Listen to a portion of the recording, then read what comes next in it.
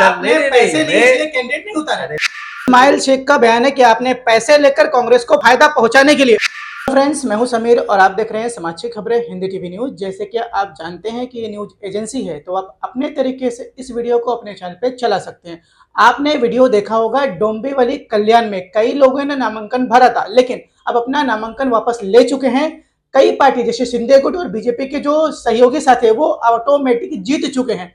चुनाव आयोग का कहना है कि इस चीजों पे जांच होगी, क्योंकि कहा जाता है कि पैसे से खरीदा गया है और उनको धमकी देकर उनके फॉर्म वापस लिए गए। हमारे साथ शानुल सैयद जी मौजूद हैं, जो महाराष्ट्र आरयूसी पार्टी कोऑर्डिनेटर हैं। इन्होंने मलाड या कई जगहों पर, जो कि इनकी जिम्मेदारी थी अपने कैंडिडेट देने के लिए, इन्होंने अपने कैंडिडेट क्यों नहीं उतारे? इन पे कोई प्रेशर था या पैसे का लेन देन हुआ? क्या कहेंगे सर? देखिए, महाराष्ट्र में जब एमएलए इलेक्शन हुआ तो हमारी पार्टी ने यहाँ इलेक्शन लड़ा, ठीक है। इलेक्शन लड़ा, इलेक्शन लड़ने के बाद जो हमको वोट्स आए वो बहुत कम आए जी, ठीक है।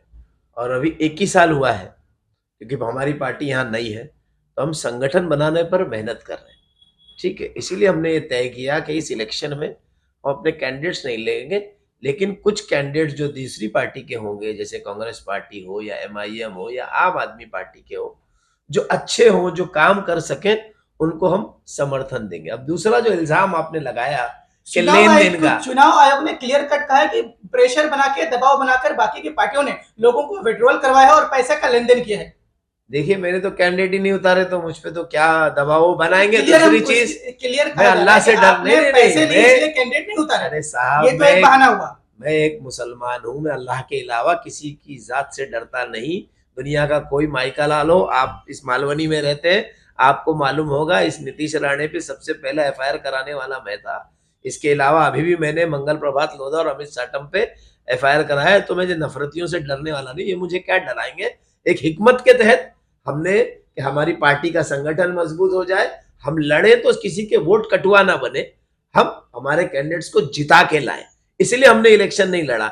और कोई क्या खरीदेगा, किसकी औकात है हमको खरीद लेगा? इंशाल्लाह ताला हम अभी अपनी स्ट्रेटजी बना रहे हैं आगे जो है, क्योंकि हमने क्या देखा, अभी जो हिंदुत्वा के लोग हैं, जो नफरत फैला रहे हैं, जैसे किरीट सोमैया ऐसे तो बाल ठाकरे के विरुद्ध घूमता है, भोंगे उतरवाता है, एक भोंगे उतरवाने वाला नवनिर्माण सेना का है, ये सारे एक हो गए। किरीट सोमैया का लड़का लड़ रहा है भाजपा से, और वहां उभाटा ने कैंडिडेट नहीं दिया, मनसे ने कैंडिडेट नहीं दिया, तो ये एकत्रित हो रहे हैं कि इनके वोट डिवाइड ना हो। तो हम इलेक्शन लड़ के वोट कटवा क्यों बने? हम नहीं बनेंगे। हम भी एकत्रित होकर जो लोग हमारे भाई जीत सकते हैं, जो अच्छा काम कर सकते हैं, विजनरी, उनका हम साथ देंगे। 48 में इस्माइल शेख है, जो कि आपके सहयोगी, जिसके आप में प्रतिनिधि थे, उन्होंने कंप्लेंट रेज किया था, उसके बारे में क्या कहेंगे? देखिए, कैसा है, हाजी मकसूद मुल्ला साहब पहले आम आदमी पार्टी में थे जी, उसके बाद वो शिंदे गुट से उन्होंने टिकट मांगा था जी, ठीक है। उनको टिकट मिला नहीं तो मुझ पर मशवरा करने आए कि मैं अपक्ष लड़ना चाहता हूँ, जी, जबकि मेरी पार्टी लड़ा रही नहीं, तो मैं फ्री था। तो मैंने कहा ठीक है, मैं आपका फॉर्म वगैरह भर देता हूँ।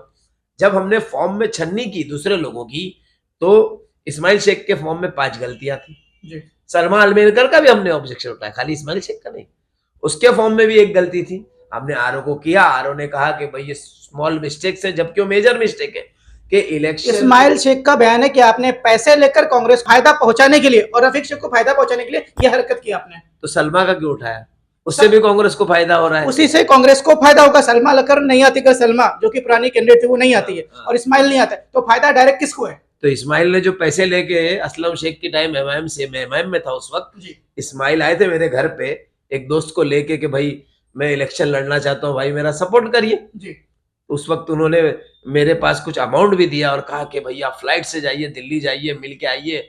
हम गए, इम्तियाज जलील साहब को समझाया, पार्टियां लड़ी, उनसे पूछा गया कि भाई आप बैठेंगे तो नहीं, तो उन्होंने कहा मैं अल्लाह की कुरान की कसम खाता हूँ कि इस्माइल शेख बिकेगा नहीं, सौदा नहीं करेगा, और 50 नंबर मस्जिद में जाके नोट गिर रहे थे। तो इल्जाम लगाना आसान है बाबू, जबान मत खुलवाइए, वरना आपका पट्टे का झोल जाल। 50 नंबर मस्जिद की कमेटी का मसला, सबर करिए, वरना इतने खोल देंगे ना।